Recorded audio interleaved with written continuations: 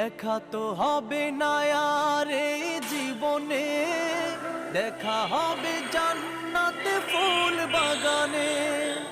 এ আশা কবুল করো আল্লাহ তুমি।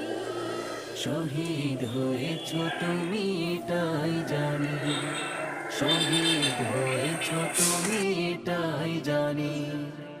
আল্লামা সাঈদী তুমি মরণি, শহীদ হয়েছ তুমি এটাই জানি, শহীদ হয়েছ তুমি এটাই জানি, শহীদ হয়েছ তুমি এটাই জানি, শহীদ হয়েছ তুমি এটাই জানি।